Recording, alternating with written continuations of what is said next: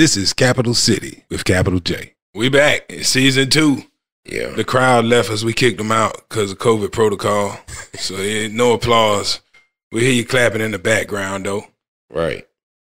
Welcome to season 2, ladies and gentlemen. It's the Capital City Podcast. I'm your host, Capital J. That's my main man. DL Glass. Yep. And this week, we want to bring it back. Let's talk about artist development.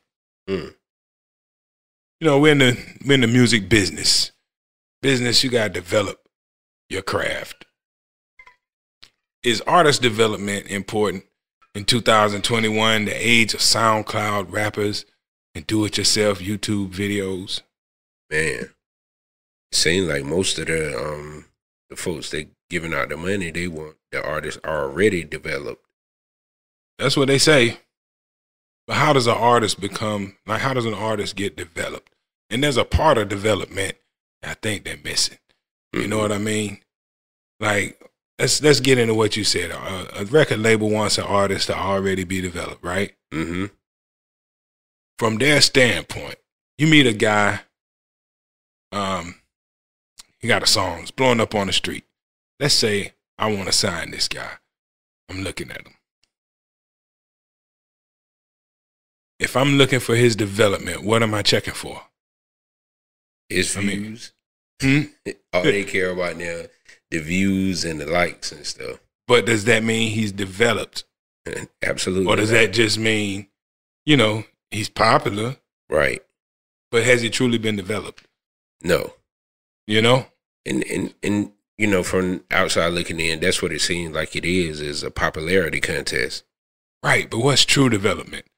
Let's think about Berry Gordy back in the day. Okay. The Motown Artist Development Factory. Mm-hmm. Because in a way, you know, not much has changed in music. Berry Gordy was finding talented kids from, a lot of them from, Supremes came from the projects in Detroit.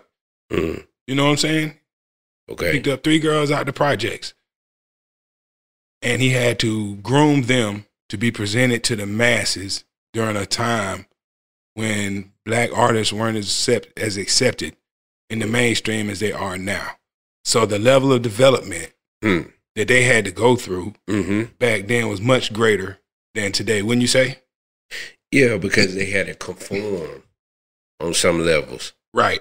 So back then, development wasn't just building your popularity. You got to teach them how to talk the talk, walk the walk. You know, everything. I'm pretty sure these girls went to finishing school. You know? Absolutely. You know, we talking about, for those of you that don't know, back in the day, before a woman was totally developed in high society, you know, they had to know which fork to eat with.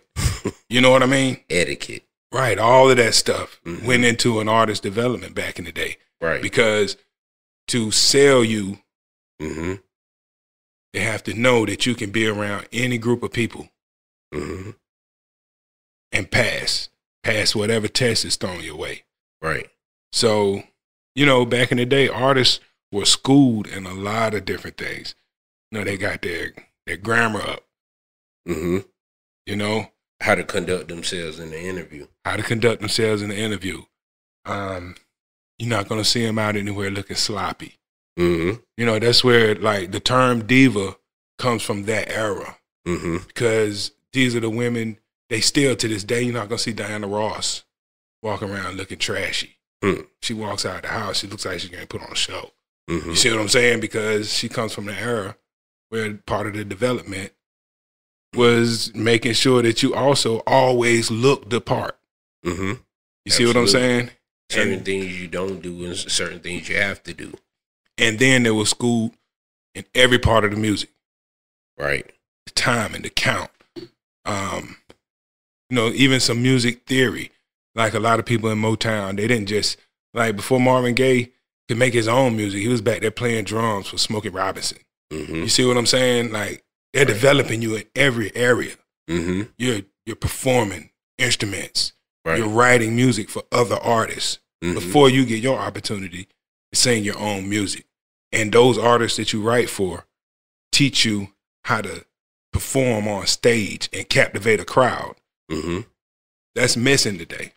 Absolutely. Like they don't, you know, every now and then you catch people who just got it, but the guidance is not there like it used to be. There's no Berry Gordy for a lot of these guys. It's because of the internet. Yeah, it's too easy. Yeah, everybody got access to everybody. Like, I remember a time, I would say that during the time when I was doing most of my producing, one of the best things I did, that I believe for rappers, was help develop them and teach them. It's not about how to rap. You know, like, you know, guys come in, they want to rap, and there are a lot of dudes, I got to sit down and explain to them what 16 bars are. You see what I'm saying? And why not to end a verse with an odd number of bars. Right. And why you should make the second verse the same number of bars as the first verse. All this goes into development. Right. You see what I'm saying?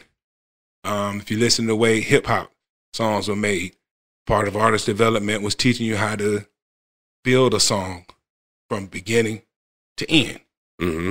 So you listen to a song like Stank Main Source, Looking at the Front Door. I like to use that as an example because it has everything in it. Okay. In hip-hop, we like hooks, but that song had a bridge. And that's the part in between the second verse and the third verse where it was just the DJ scratch a little bit and the music kind of changes, you know, the energy changes. Wow. Right. Yeah. The transition. Right. But then it comes right back. And he starts rapping again. Now, do the artist come back with the same flow or a different flow? He came back with the same flow, but the thing is, that song, to me, they put that song together and you could tell that there was development. That group had been developed. You know what I'm saying? In a way that, you know, it opened up, it had the, okay, you got an intro. And then the drums rock for a little. It's building. And then here comes, and now you rocking. He ain't opened his mouth yet. Okay. You see what I'm saying? Songs today, without all of that development going on and people sitting in their house making music on their own, all you get now is beat that never changes. Right. Absolutely. You might get a hook and you get some verses. Yeah. And the verses could be, a lot of times they vary in length from bar to bar. It might end before the hook even comes in. And that's a part of what I was saying about the popularity part. Right. But they haven't been developed yet. Yeah. And because it's a lot of, in my opinion, as a consumer of music, there's a lot of people who they make music, but their persona or everything else is more than the music, so it helps the music. Right. It makes the song go to, you know, levels that I think talent-wise it shouldn't go to. You know, and then, you know, that's unfair to us as consumers of music. It is, man, because I don't want to say we're getting trash a lot of times, but there used to be a pretty high standard of what was accepted and not accepted in hip hop. Because the artist was developed. Right. Not to say that this person who got this garbage song on the radio right now couldn't be a great artist if he was groomed and developed into being that artist, you know? Right. So that's why it's so important, you know? And I just think it's a lot of trash that's being put out there, and I think it's unfair to us as consumers of music, and I think it's unfair to the artist. Yeah, and it's really bad when one of those trash songs blow up because it sets a horrible example. And then you get more trash songs. You know, there was a I'm not trying to trash Master P or anything. Garbage. But man, it's not. I'm like seriously. I'm not trying to trash him for what he brought to the game. But the music, a lot of that music wasn't developed properly. It was garbage, and the engineering was poor. Yeah, on a lot of it. You had guys you could tell that had just started rapping. And it takes a while to be able to get on a beat, right, and really stick on top of that beat. So I saw an interview, and I forget the brother name did the interview, but he was one of the early No Limit artists, and he talked about what I feel like what Tyler Perry is doing is what Master P did. He straight took Master P blueprint and ran with it. And you know what I'm saying? Hats off, you know what I'm saying? Shout out to Tyler Perry. It's not no shot. Destroyed all previous conventions and said, man, forget all that stuff they told you had to have. Just do it. And if people like it, they'll buy it. The brother was talking about how once you got in that machine of No Limit, I don't care how it sounds, we just got to put it out. Right. It was a time that I could remember going to a music store and No Limit had its own section because that's how many artists came out of No Limit because they was just like. And did you know all those albums went platinum? Like, you know, it was so popular at the time. Like, it's dudes you never heard of, man. Like, you know, Skullduggery's album went platinum. You know what I'm saying? Silk the Shocker should not have been a rapper. Silk the Shocker was one of the worst. I mean, he oh was my God. Soulja. Well, if Ice-T say that Soulja Boy is what killed hip hop, no, Silk the Shocker did it first. Silk the Shocker. That was a problem because back in the day, a Silk the Shocker would have been booed out of the venue for picking up the microphone. That was unacceptable. Unacceptable. Really? And now you got guys today, like I hear dudes every day that cannot even stay on beat. They take off. It's almost like the beat started and somebody fired a gun and said, poof, and they just took off running. And it's like, yo, the beat back here. And you way up there. And that's Silk the Shocker's fault. I'm going to lay it all squarely at his feet. Yes. Yeah. Because it worked. Him and Nori. And now Nori wasn't that bad to stand on beat. Man, listen. You know what I'm saying? I ain't gonna say that about Nori. But man, the lack of development today is it's a problem to us because we came up listening to artists that were developed. Right. I don't know if the kids care today. Like Nori was developed. Yeah, he was developed into that guy, but yeah, he didn't just show up in the studio and record a song, man. Like he had history, and he had to work his way into there. He had been around other MCs, and they'll hear his story. I know how developed he was because of who was, I guess managing his career or making sure his career popped off. Well, he had a camp. Mm-hmm. That's an important part. Not to mention Queens. Queens put out a history of. This has a history of releasing developed artists. Like these guys, they're not new to this. Right. You know what I'm saying? In Queens. Right. Like you don't just start rapping and put music out and get by in Queens. So for you to know who Nori is, he had already paid his dues and done the work. You can believe that. So let me ask you a question, and since we were talking about artist development and all this, because with developing an artist, it takes time and money to develop an artist. Right. So from what I know, artist development is a thing of the past. You know who was undeveloped when they first came out? The Wu-Tang Clan. Oh my gosh. I tried to go back and listen to Old Dirty music. Old Dirty, I know they had a hard time. Like, he was hard to develop, but luckily he had a unique talent that, it's kind of like if you're playing basketball and you want to run the plays, and you got a guy who can figure out how to score, but he don't do what you want him to do, but it's still going in the DJ. bucket. You know what I'm saying? Okay, let me ask you a DJ question. All right. How many requests or how many times do you play an Old Dirty record? Today? Yeah, in the past 10 years. Okay, the weather was nice today, right? Shimmy, yeah. I might pull that out sometime. Shimmy, yeah.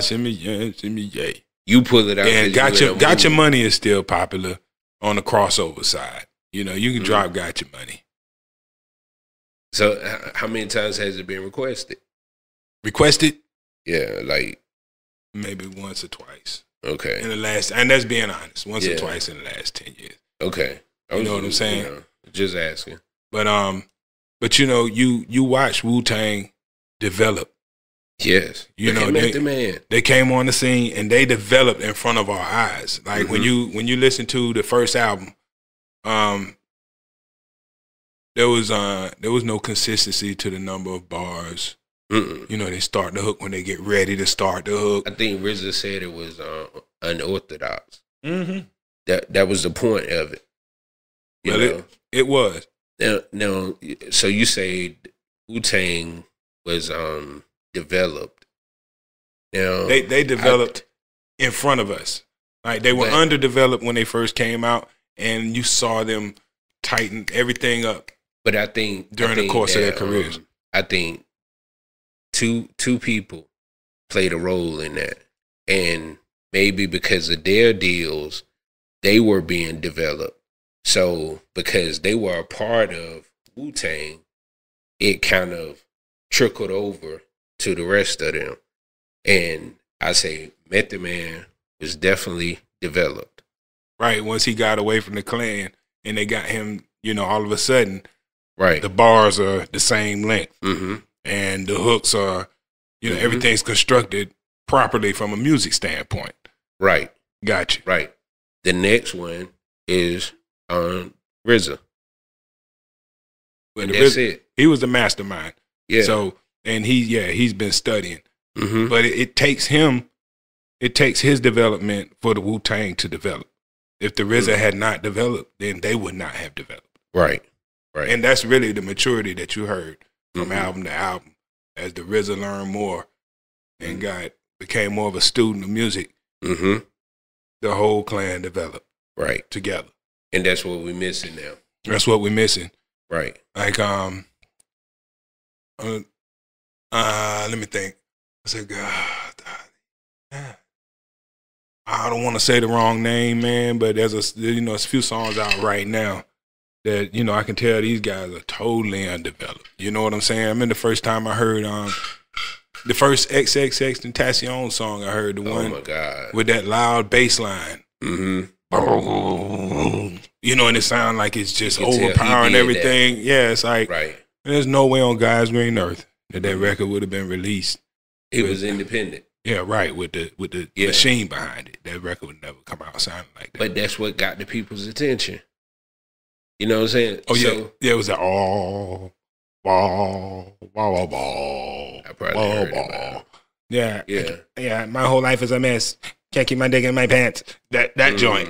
Okay. When I heard it, I was like, oh man, that song was. It stood out to you though. Straight closet music right there.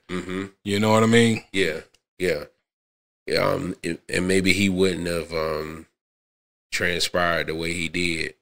You know, left us the way he did if he was properly developed instead of, you know, not being. And, you know, he came a long way in the short time he was here, though. Like by the end, there was more cohesiveness.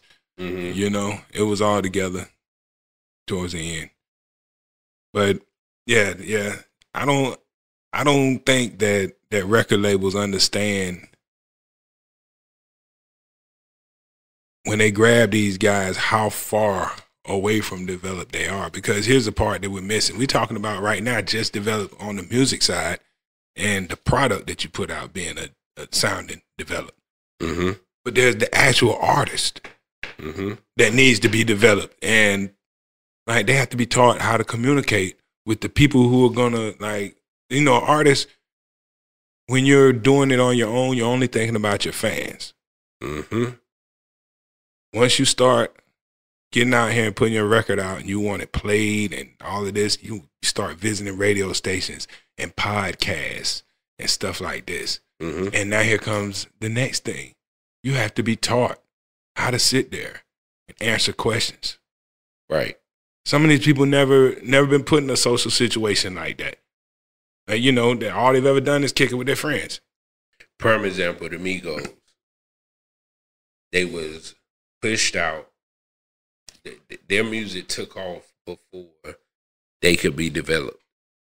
Right. But they're developed now. They are they are polished. Now. They are a polished machine. Now, do you think the record label did that, or they did that themselves? I think the record label did that. They're under an imprint that, to me, Quality Control is developing artists. So you think the Migos got a 360 deal? I don't know what kind of deal they got, but I know they're being developed and polished, because these MTV appearances and stuff like that, that don't happen to a non-developed artist. You know what I'm saying? You don't just pull a guy off the streets and hand this type of access to him. Right.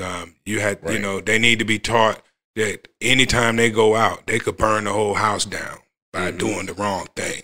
Right. You know, you gotta teach artists, like today, man, you gotta teach artists about the correct way to refer to gay people, Jewish people, you know, all of this stuff. Like, these are things that could destroy your career and the record label in a heartbeat. You know what I'm saying?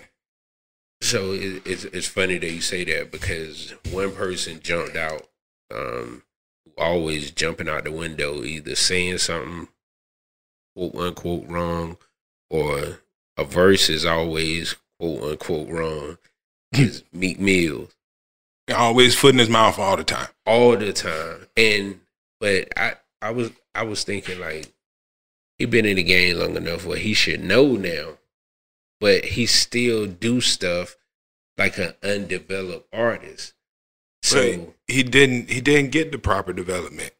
It's, you know, that's the only conclusion you can come to. But what's greater than experience? Mentorship. Rock Nation manage him. Yeah, well, and you know, every now and then though, sometimes you can't even blame the label or whatever. Some people just can't be developed. Like, no matter what happened with Old Dirty spent all that time, and they never got him straight.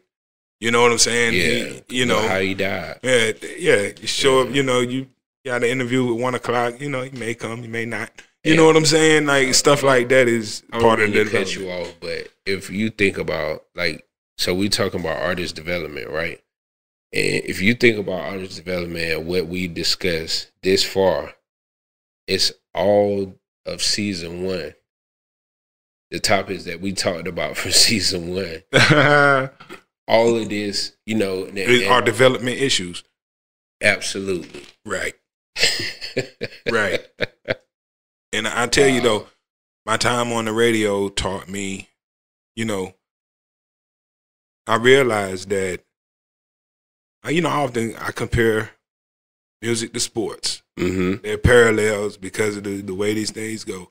And the radio station I was at, 102 Jams, Greensboro, for a developing artist, you know, these are scrimmage games.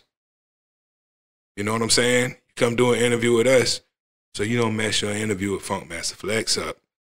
You know, they got guys, the guy who's bringing them to the station, you know, it's almost like a label handler. You know, interview's over, it's like, okay, next time you need to do this and answer this and make sure that you're engaging and make sure you don't have such a bad attitude next time you walk in. They're getting this in the car, believe that, going from station to station. Right. Then when they get to the big station, they should be able to handle this thing. I've seen it. Yeah. I've seen it because, you know, before the pandemic happened, you would see Hot 97, The Breakfast Club, you know, they would interview the same artists on the same day. but you can tell when they first ask the question early in the morning, it depends on which station they at. Their answer is very different than when they get to that second station. Mm-hmm. You know, like you ask the question, they say one thing, then the people get in their ear like, "Hey, man, right? You better not go over there to Wendy Williams talking that right there. Don't you say need that. To clean that shit up. Don't say that to Wendy Williams, or you can't take that in there with Charlamagne. You know, they get groomed. Right. That's part of the development too. Mm-hmm. It's crazy that they that part is gone. But like I said earlier, I think it's in part a lot because of the internet and how everybody want everything right now.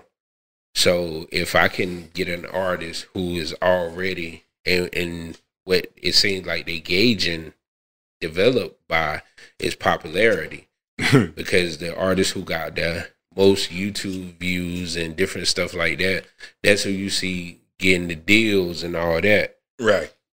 So, but it's a missing component, and I think they should bring it back. Yeah, man, it's a problem nowadays.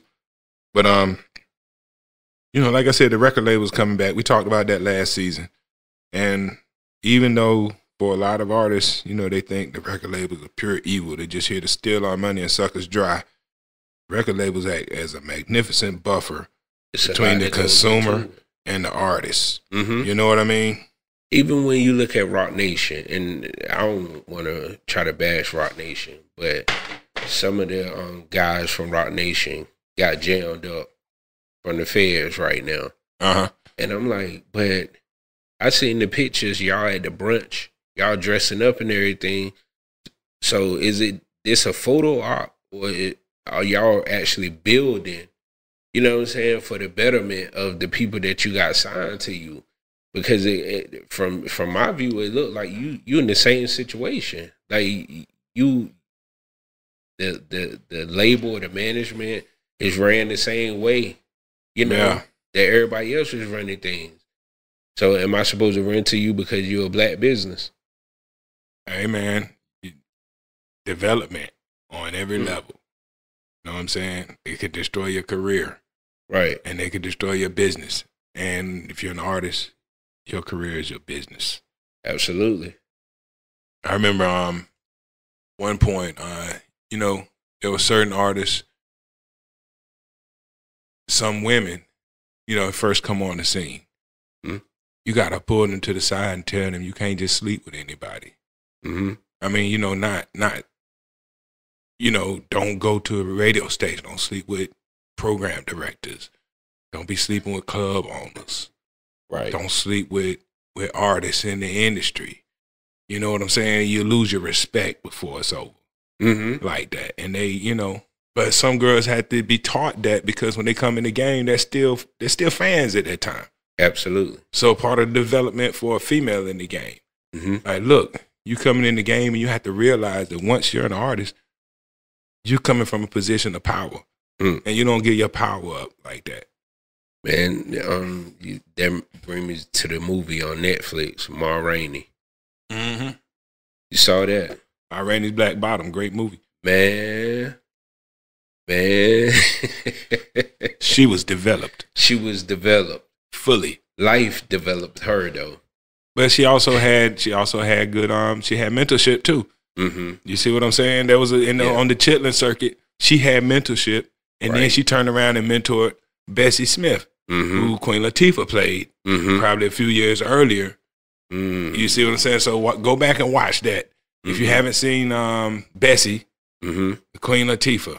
Okay. The first part of the movie was her and Ma Rainey. Showing how she got developed. Okay. See? Important. Right. So, you know, it was an each one teach one type of deal. You know, most artists who you know, who are well known, you can think back to who developed them. Sam Cooke developed Bobby Womack.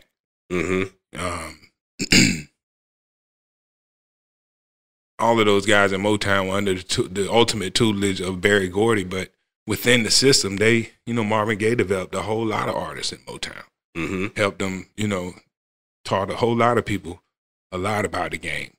And you know, that made me think about Rick Ross, because Rick Ross, I think, was in the game probably 10 years before we heard of him. And so now, 15 years later, you can see that he was developed when he came out. He was already polished. He was already polished. Mm-hmm. You didn't have to. When he went in the studio, you didn't have to teach him how to make a song. He already knew. He knew. You know? He knows how to relate to the people he's talking to. That's why. That's why he's on. You know, that's why he makes guest appearances so many places, because he was a fully developed artist and didn't take much work. You didn't have to invest in Rick Ross too much. Right. You know, it was already there. Yeah, already there. Yeah. But man, you cast today. Like, look at how Kodak Black has been developed. They did a great job with Kodak. Man, did they? 21 Savage, great job. Somebody got it. They got a hold of them. They developed those guys. You know, Kendrick Lamar, on the other hand, was a little more polished. From the first time you heard him, right, he was ready. Right, because you know that Dre camp, man. You know how long it take Dre to put something out there. So yeah. So you know, to bring it back to North Carolina, the Baby was polished, and the rest of the world heard of him. Yeah, he was polished already. And he had been doing that work. And he had, like, we had a conversation about Arnold Taylor down there. And I know him personally. Yeah. And I know he knows the game. And if the Baby was dealing with him, then he had a wonderful mentor. Right. And it shows. Absolutely. Right. When did you first hear about Arnold Taylor? I've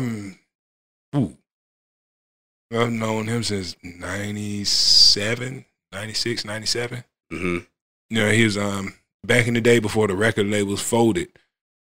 Every record label had guys in every state who were helping distribute their music.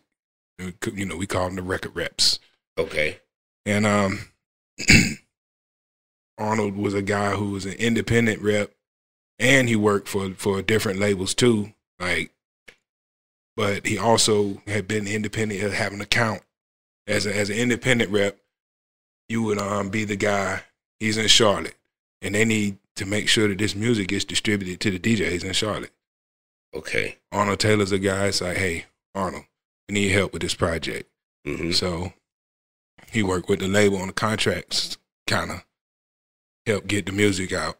And since I was on the radio, I'm one of the guys he calling, hey, such and such got a new record out.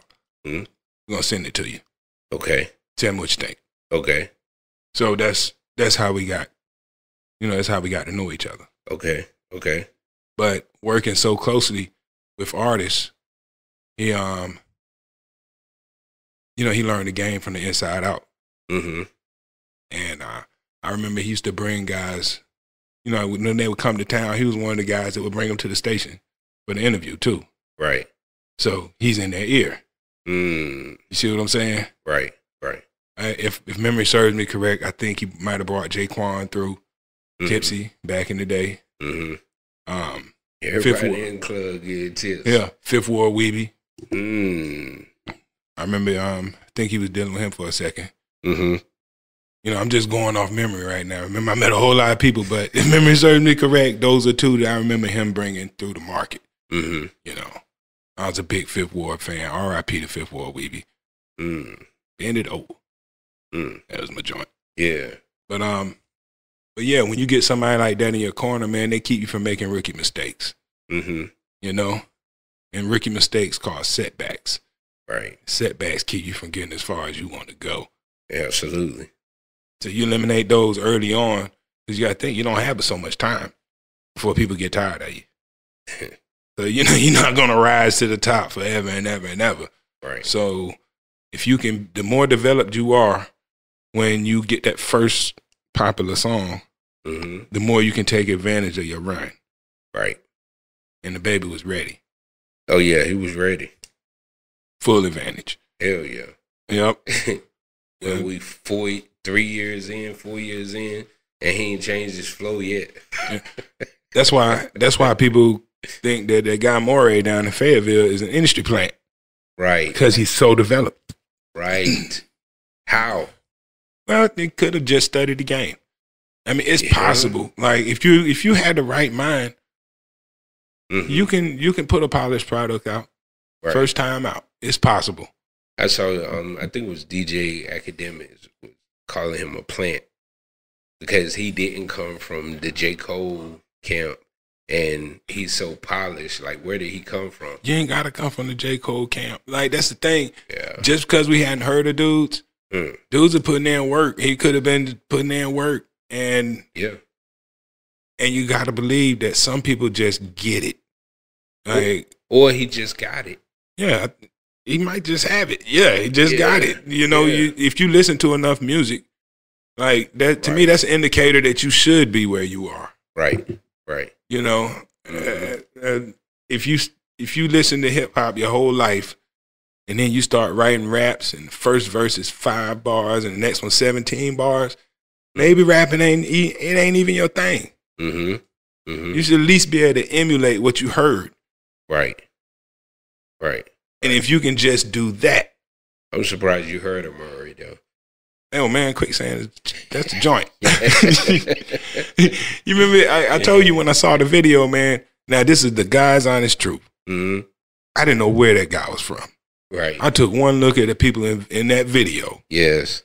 I said, man, if these dudes don't look like people I know, I said, I know this guy's from North Carolina. You know what I'm saying? For some odd reason. I knew it. I could feel it in my bones. Right. I saw them chunky people standing around dancing that video with no shirts on. I said, that is North Carolina all day, and that's where I'm from. Eastern North Carolina. I recognized it was dripping all over everybody in the video. Everybody in the video. They reeked of Eastern North Carolina. Absolutely. And I recognize it. And it's crazy that we identify them as Eastern North Carolina, but because the radio station down there is more south, it's not the same. Well, like we've been through North Carolina's 3 parts. Yeah, you know, there's Charlotte. You're right. Charlotte is one part of North Carolina and everything around it. Right. Then you got from Raleigh to Winston-Salem. You know, and I guess you count the mountains and all that, but we don't think about that. Right. And then there's Eastern North Carolina. And then there's the Eastern. And they are all distinctly different. Yes. So moving from one to the other is like going to a different state. Yeah. And then the mountain region too. So you're talking about 4 different states within the state that have 4 totally separate identities. And even parts of Eastern North Carolina aren't all the same.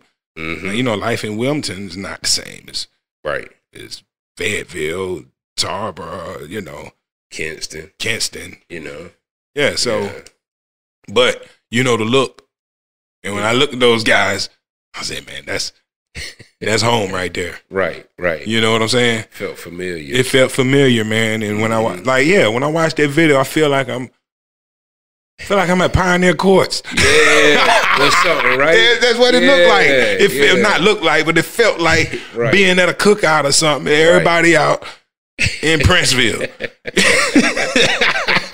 That's crazy. I said the same thing when I saw the video. I was like, yo, that it just looked, you know. And then I found out he was from North Carolina. I was like, oh, yep, okay. You know it when you see it. Yeah. But the sound is ultra polished. You know, and let's talk about somebody else who wasn't developed. Now you wouldn't accuse Chief Keef of being an industry plant back in the day. He was extremely unpolished, and everything that whole movement is unpolished. Right. You know, and not developed by mentors. Right. But their sound now that has become the signature of the sound. The sound is undeveloped, and now they mentor each other to be like that. Right. So you know, if you're gonna participate, then you're not gonna sound too polished, so you're not really drill. Yeah, it's not a polished sound. Right.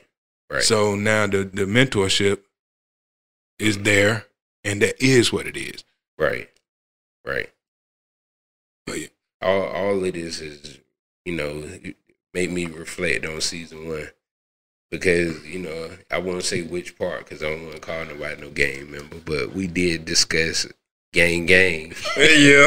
Well, we was talking about polished and unpolished, you know. We did. Yeah. So. And a lot of that, like, that's what allowed a lot of the unpolished to creep in here, too. When, you know, when the biggest fans of the music. Right. Are such strong people. It lets you know how strong that shit is. Right. Then, you know, you just like, well, I guess I overlooked the fact that this dude ain't that good and that these bars don't make sense and that this beat is trash. And if y'all like it, then we'll be playing it then. Right. Okay. Just please leave the station now. Don't shoot nobody. Don't shoot nobody. We got you. I'm going to play that. Yeah. Yeah, but true. Yes, sir. Yes, sir. There have been many a gangster artists that weren't that great that keep their name out there. Mano. I would say most recently, you know, because the more I heard his story, I was like, okay, that's why they do it on the radio. Yeah. Talking about some high hater. Trick. Well, you don't hear Trick on the radio, period. Well, in Detroit, you did. Yeah. You see what I'm saying? And that's where he had access to the people of Detroit. So he didn't make it out there. But his gangster kept his name popping. Absolutely. You know, and nobody wanted to be on the bad side of Trick. Right. You know what I'm saying? Right. Like nobody even, I guess I would imagine that there were people who probably didn't even like the music, just act like they did when he came around. Song with him. You know, exactly. He got songs with damn near everybody. Right. Man. Right. That's one part respect, one part fear. It's a combination of both. Yeah. Depending on who you are, you know. Some people just respect that dude's gangster, and some people fear that dude's gangster. So I got a song with one of the hottest rappers out right now. All the hot rappers, I got a song with them. What's stopping me from blowing? If you got a song with all the hot rappers? Yeah. Well, you're going to get a certain amount of distance out of that anyway. Yeah. You know? But the fact of the matter is, it all comes down to how good the product is. But it's a shame when you have certain artists that come out with another artist, and the featured artist, ends up blowing. Right. And then you forget all about the guy who originally put the song out. Yeah. You know, like that could have happened with Gucci Mane when he dropped Icy with Jeezy. Jeezy took off, but Gucci Mane took off too. Yeah. But that could have been one of those cases. Both of them, that was kind of like your introduction to Jeezy and Gucci Mane at the same time. And it was a big song. Huge song. Yeah. Big. Gucci was unpolished for a lot of years. But he kept working. He was. Jeezy got polished first. Yes. You know? I think Jeezy was polished his first album. He was already polished. Well, how about this stage of development? The record labels are looking for, these are your stages of awareness. All right? You could be, first, you know, I saw this on somebody's YouTube joint. We're going to vary it a little bit. There's the undiscovered artist. Somebody nobody's heard of. And then you got that stage where you put out some SoundClouds, people are digging it a little bit. And I think they refer to that as the promising stage. Okay. You see what I'm saying? But then you get your first hit. And now you're on a whole new phase right now. This is the point where the record labels are starting to come calling. Right. And they want to see how much of an investment it's going to take to make you a fully polished artist, to realize your full potential. And a lot of times when you see artists fall off, because we as a consumer, we're sitting here thinking, man, how come the record label stop messing with that dude? They may have invested enough and seen enough to know that he'll never reach the goal, the end goal of full development. Right. Because when they sign you, they're not signing dudes to put out a couple of singles. They want everybody to be Jay-Z. You see, that's the goal. Right. The goal is we're looking for Jay-Z's. You get signed, and you thinking you're doing all right. They're like, man, this guy ain't Jay-Z yet. You know? Right. And next thing you know, you drop from the label, and you thinking everything was sweet. They just didn't put enough energy in my project. You know what I'm saying? They're promoting my project. What to do with me. But some of that is you. Right. You know, you weren't. Yeah. It's something about you people didn't latch on to. Yeah. The record labels don't like you. You come through, people not feeling you. It's nothing the label can do about it, but they can't keep throwing money at your project like that. And they'll cut ties. They're like, okay, we got about $300,000 left inside this dude. We keep right on. We put another $300,000, maybe another $1 million. Shit. Or let's go with this guy over here. I think he's gonna be the next Jay-Z. Right. And you know, it's funny because when 50 Cent and Rick Ross had their problems, that was one thing that 50 Cent kept honing in on. Saying to Def Jam, like, why you keep investing money into this dude and you're not recouping from him? But from Rick Ross, yeah, they won't recouping. Well, according to what he put out, that's 50 spin on it. He just said that. Yeah, because from what I could tell, they definitely recruited. They were getting their money back on their investment out of Rick Ross. I'm not worried about that at all. You know, that was a no-brainer. Yeah. And 10 years later, 15 years later, we still here. He could drop a project right now that do good. I don't know now. Well, I said do good. I ain't say do great. I said do good now. The funny thing is, Rick Ross is on his way to becoming an adult artist. Say it again. He's on his way to becoming an adult artist.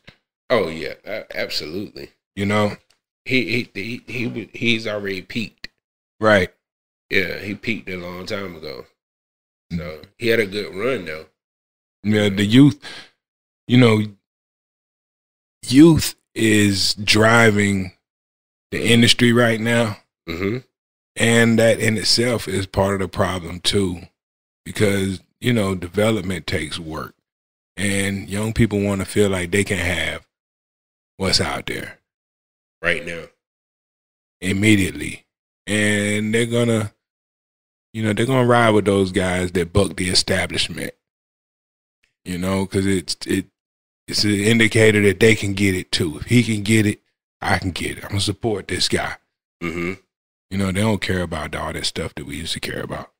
Well, can you say that wasn't the motive back in the day? And when I say that wasn't a motive, I'm talking about the artists and, the folks that look like us that come from whatever to this stardom. Because I think that the labels that was investing in people then, they were investing for the long term. You know what I'm saying? And now that the focus on the investment has changed, then instead of long term, they want the quick hit. Yeah. And, us as, at our community, like, because I can rock with that. I don't think they're looking for Jay. Yeah, you're right. They're not looking for Jay-Z anymore. Nah. They just want, They just want, you know what I'm saying? It's a disposable market now. Yeah, they want to cash in on what you already got going on. They don't want to put the investment in it no more. Right. We just want to cash in and bounce. Yeah. That's where we at. And there goes, you just answered our whole question right there. Is development important today? Nope. I mean, once they turned it into the money machine that it is now, all the all that stuff is out the window. It's nothing about longevity. That's why everybody's always talking about playing the stock market and different stuff like that, because nobody's looking at tomorrow. They're looking at today. Right. And the sad thing is, there's one song that's in my mind right now. There's an artist, that dude, AMBJ. Uno, dos, tres, yeah, thought dope. I thought that song was pretty dope. You know what I'm saying? Yeah. But what else have you heard out of that guy? You haven't. Now, if I had a record label and I had signed him, that the sound that he had in that song would have encouraged him to follow that lane a little bit more. Shit. It didn't sound like anything else that was happening. Music's so disposable now. He probably made that song, but that probably was something different for him. He probably made that song as a throwaway. You know, it's like, oh yeah, they're probably just goofing off one day, like, uno, dos, tres. You know, and they're like, hey, that's kind of dope. It's like, is it, man? That's right. We're gonna do a whole song like that. Put the machine behind it and push it. But that was something to be explored that didn't get developed any further. Yeah, at all. Yeah. You know, Lil Nas X is a guy the record labels picked up with the intent on developing him. You know, they saw what he did with Old Town Road, and they said, you know what, this is a guy they invested. Yes. In Lil Nas X. He paid. Now, I don't think that they're getting the full return though. Because of two facts. One is country music is not accepting this dude. And hip hop is not accepting this dude. He's homeless. So where do you go? Yeah, that's true. You know? But they had an errant judgment in investing so much in him. But I see why they did. Yeah. You know, the best of both worlds. Right. He's and it just didn't pan out. Part of the community, and he does country music. And let's not forget the most selling genre of music, fucking country music. The sad part about it is he didn't give them another country song after that. Right. He walked right away from the thing that put him where he is, and acted like it never happened. Next song's Hey Panini. It's like, wait a minute, that same dude that did Old Town Road.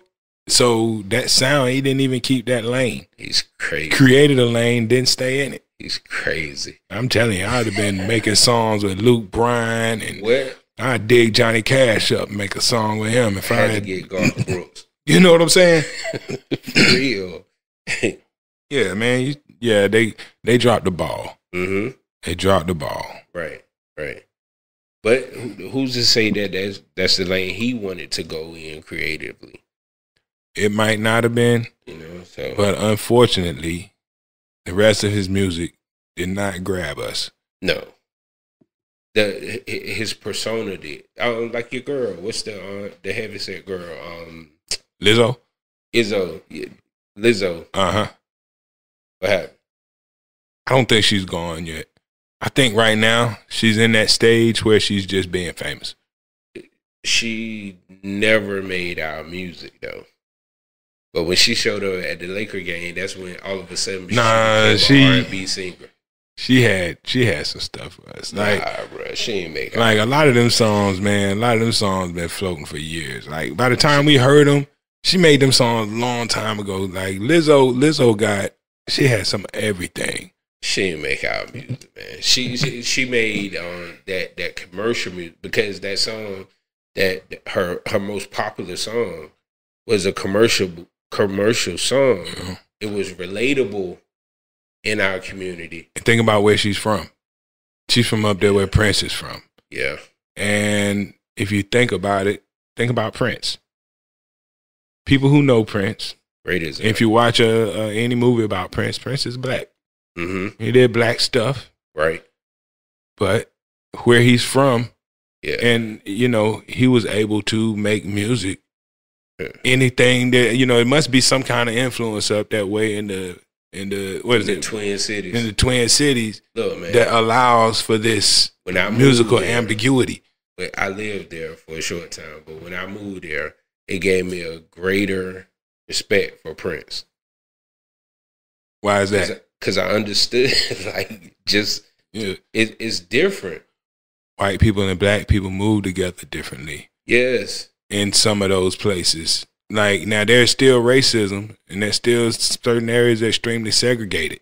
But on the flip side of that, there was a liberal part in that area that allowed for interracial relationships when the rest of the country wasn't having it. Absolutely. On a level that was greater than the rest of America.